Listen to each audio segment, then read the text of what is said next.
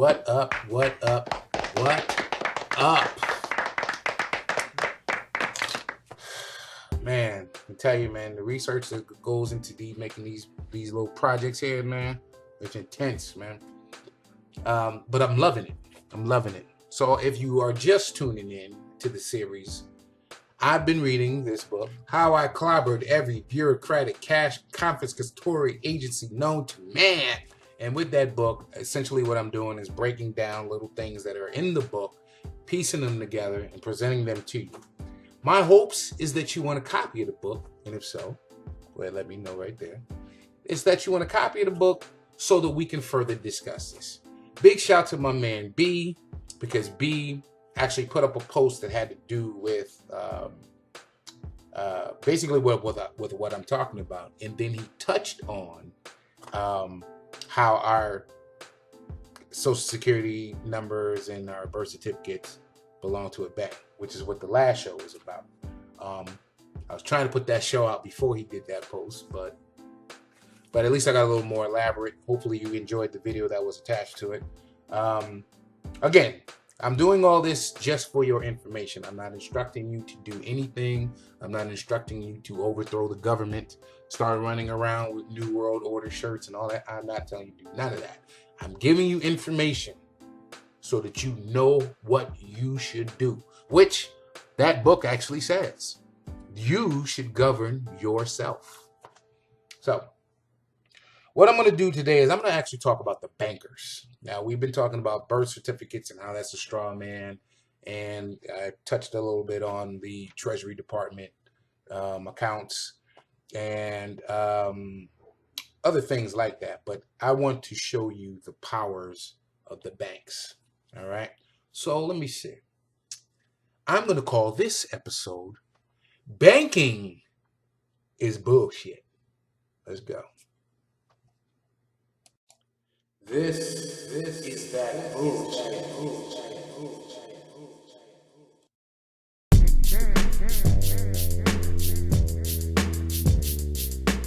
All right, so we start off with the Bretton Woods Agreement of 1944, which, as it says here, was the birth of the International Monetary Fund. And from there, all the foreign agencies, CIA, FBI, IRS, BAR, control everything via the 14th Amendment citizen, those who contract to become U.S. citizens as opposed to remaining sovereign Americans. The sole creation of these agencies was for the purpose of collecting the debt. The USA is a corporation owned by England, the Crown, the Vatican. Interesting enough, I find this part great because did you know that D.C. in Washington, the state capital, is owned by the Vatican and the Crown? Didn't we run away from England as Americans? Didn't we run away from England because of the tax and all of that stuff? What's going on? Let's get back to it. The 14th Amendment to the Constitution of the United States of America was in order to enslave those who contracted with the state, thereby giving up their natural-born freedom in exchange for so-called benefits. Every benefit you believe you receive from the state, whether United States or Canada, is at a cost, huger than you could ever imagine, unless you can keep it all separate as I have done. We'll get into that some other time. Back to the gruesome story. All those industrialists, those bankers whose names you've heard a million times, Rockefellers, Rothschilds, Morgan, they decided that owning is what I believe this is supposed to say. Owning the world would be a fun game since they probably have done everything else they ever wanted to do and now we're bored. So they devised a scheme to control the world. It was a simple case of bribing U.S. politicians to overthrow their own money-creating system. Congress was the creator of money, and somehow Congress was talked into, bribed, handing this responsibility over to a private corporation owned and operated by these banksters. Not to make them wrong, I might have done this too if I thought of it, but they literally destroyed the United States of America and every country which fell like dominoes thereafter once the corporation called USA was founded. The Illuminati bankers rule the world through debt, which is money they create out of nothing. They need world government to ensure no country defaults or tries to overthrow them. As long as private bankers instead of governments create money, the human race is doomed. These bankers and their allies have bought everything and everyone. Crazy, right? And it's interesting how they're considering, they're calling the international bankers banksters. It's interesting. I read a book called The Second Hand, I'm pretty sure. The author's last name was Epperson. And he was talking about how every world war that had ever started off of a bank. The whole purpose was one bank owing another. Now, here's what's interesting about that, because this book actually touches on that. Let's go ahead and touch on that right now. All problems, depressions, wars, disasters, assassinations, all of them were planned, caused, instigated, and implemented by the international banksters in their attempt to establish a central bank in every country in the world, which they have now done thanks to corrupt politicians who have been bought and paid for. This is all you need to know about the history of the world, which is true.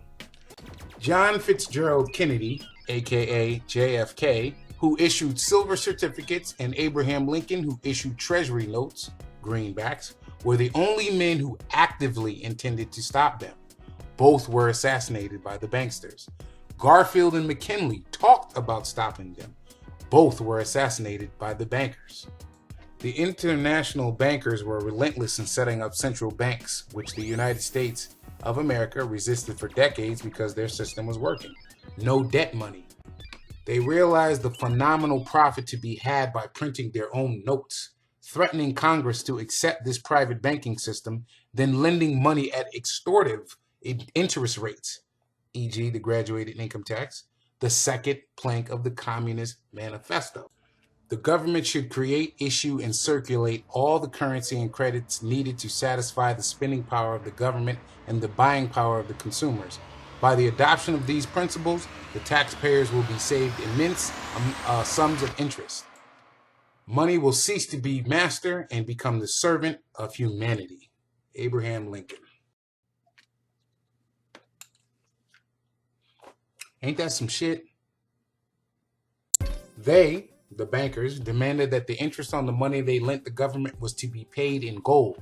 Hence, when the government ran out of gold, there's no gold in Fort Knox, it's handed over to the Bank of England for the interest on the loan. It had to find some form of asset to use as collateral for the loans, which it claimed it continued to need. But for what?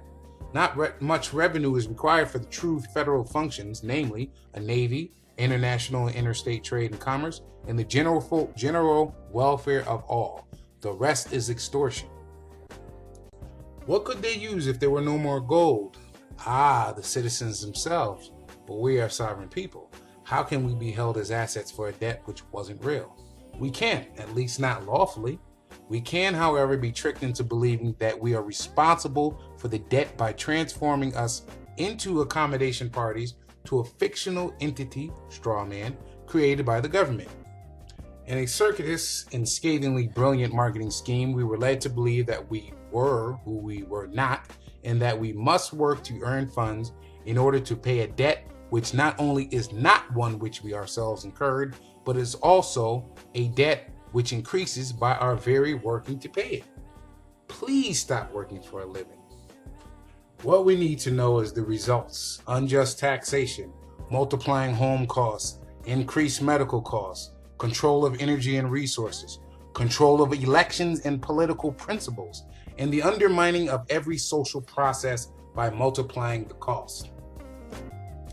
The central banks, via the IMF/World Bank, have engulfed the world in a mathematically impossible debt-based debt credit monetary system. So here's what we have today: a banking system controlled by a handful of private interests, the government with the ability to impoverish and terrorize productive people by controlling their take-home pay and profits, a secret police bureau to track, harass, and occasionally murder dissenters while covering up the crimes of the elite, and a policy of social engineering in which the federal government actively forms public opinion. So, to sum it up, this is that bullshit. Yep, banking is bullshit. We're not done here, folks. There's a lot more to go. Again, if you want this book, let's talk. I'll put you on to it. All right? I appreciate that y'all ride with me. I appreciate that you thirst for knowledge as much as I do, especially when this is real. This is not bullshit here, folks. It can be scary, but it's real. This is what we're dealing with, you know? So with that being said, I'm going to go ahead and bounce out of here. Happy Hump Day! Hump Day! Hump Day! Hump Day! Later. An invariable rule of humanity is that man is his own worst enemy. Under me, this rule will change, for I will restrain man.